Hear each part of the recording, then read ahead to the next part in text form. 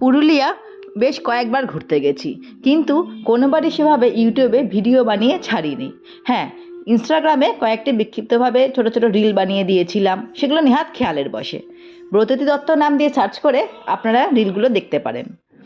তবে এই উসুলডুংরি পয়েন্টে এসে বেশ প্রায় 3বার গেলাম উসুলডুংরিতে, কিন্তু প্রত্যেকবারই গিয়ে দেখেছি সেভাবে ট্যুরিস্ট সমাগম নেই।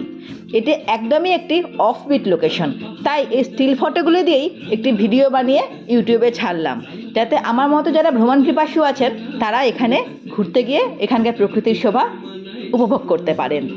অযোধ্যা পাহাড় থেকে মাত্র 9 কিলোমিটার দূরে, খুব বেশি দূরে নয়। এটি অযোধ্যা পাহাড়ের একটি টপমোস্ট পিক।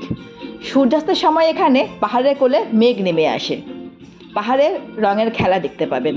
তাই বলছি অবশ্যই একবার যাবেন।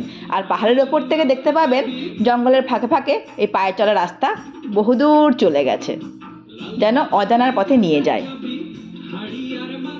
এছাড়া অবশ্যই আরও অনেক জায়গা আছে ঘুরবার, যেমন খয়রাবেড়া ড্যাম, পাহাড় ঘেরা একটি ড্যাম। খুব ভালো লাগবে এখানে গেলে আপনাদের, চারপাশে সবুজ, মাঝখানে জল। আর অবশ্যই বিখ্যাত আপার ড্যাম, লোয়ার ড্যাম।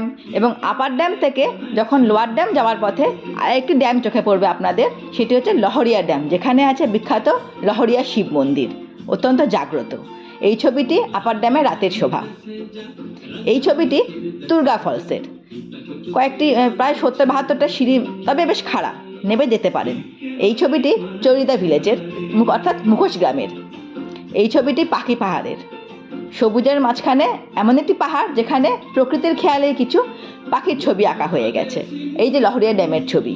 আর এই ছবিটি, এই যে রাস্তাটা জঙ্গলের মধ্যে দিয়ে নিয়ে গেছে আপনাদেরকে বামনি ফলসের, পাহাড়ের ধাপে নেমে নেমে এই জলপ্রপাতটি। আর এই ছবিটি হচ্ছে মার্বেল লেক। খয়েরি পাহাড়ের শিলা কেটে একটি জলবিদ্যুতের সেচ প্রকল্প তৈরি করা হয়েছে এখানে। জোরে কথা বললে এখানে আপনার গলায় ইকো হয়ে আপনার কানে পৌঁছাবে। চারপাশে পাহাড়, মাঝখানে ছোট্ট একটি সেচ প্রকল্প। পুরুলিয়ার জায়গায় জায়গায় ছড়িয়ে আছে সৌন্দর্য। এটি হচ্ছে মুরুগুমা ড্যামের ছবি। পাহাড়ের ওপর থেকে নিচে অনেকটা দূর অবধি আপনাদের চোখ চলে যাবে, ঘড়ির কাঁটা এগিয়ে যাবে, বোর লাগবে না। এবার অযোধ্যা পাহাড় থেকে নেমে এসে যদি আশেপাশে ঘুরতে চান, বরন্তী লেকে যেতে পারেন। এটি একটি সানসেট পয়েন্ট। এই ছবিটা কিন্তু এডিট করা না, ইনফ্যাক্ট আমার কোনো ছবি আমি এডিট করিনি, প্রকৃতির খেয়ালে তোলা মেঘের রঙের ছবি।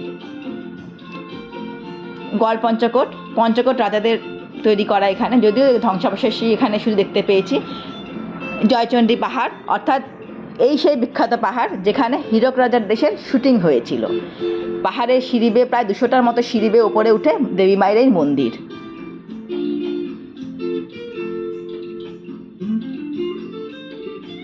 একবার পারলে পুরুলিয়া অবশ্যই ঘুরে আসুন। এবং পুরুলিয়া গেলে অযোধ্যা পাহাড়ে অজস্র এরকম ছড়ানো জায়গা রয়েছে যেখানে আপনারা মন খুলে প্রকৃতির সৌন্দর্য উপভোগ করতে পারবেন। হাতে 2 দিন অবশ্যই সময় নিয়ে যাবেন, কারণ শুধু অযোধ্যা পাহাড়েই আপনাদের ভালো মতো ঘুরতে পুরো 1 দিন লেগে যাবে।